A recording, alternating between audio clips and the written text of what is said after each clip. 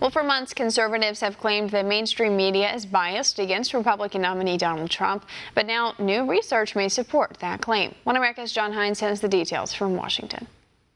In a recent, now famous dust-up during a testy TV interview, former House Speaker Newt Gingrich objected to the media's bias against Republican presidential candidate Donald Trump.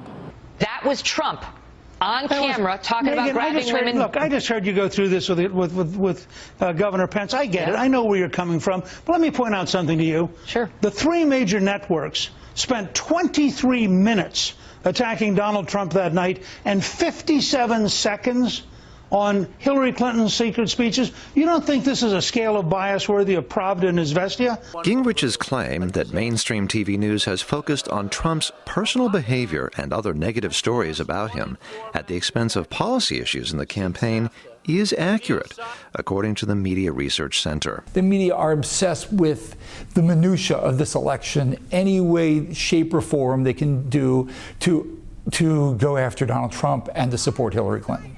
Minutia indeed. And the Media Research Center's research director, Richard Noyes, has the numbers to back that up.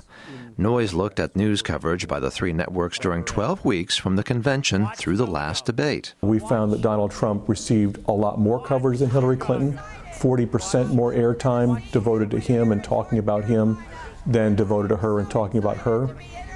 Even more of an imbalance when it came to coverage of their personal controversies. Donald Trump, 440 minutes of airtime devoted to his controversies. That's more than half his total media profile during this period. But for Hillary Clinton, media coverage of her controversies was much less. For Hillary Clinton, it was 185 minutes, I think, about 38% of her media profile. So a much smaller footprint of her about controversies, even though, when you think about it, she's the first presidential nominee to have been under a criminal investigation the year she was nominated. There also may be a bit of a double standard here. Noyes says there was a reluctance by the media to cover President Bill Clinton's indiscretions, while there seems now to be an eagerness to cover Trump's. John Hines, One American News, Washington.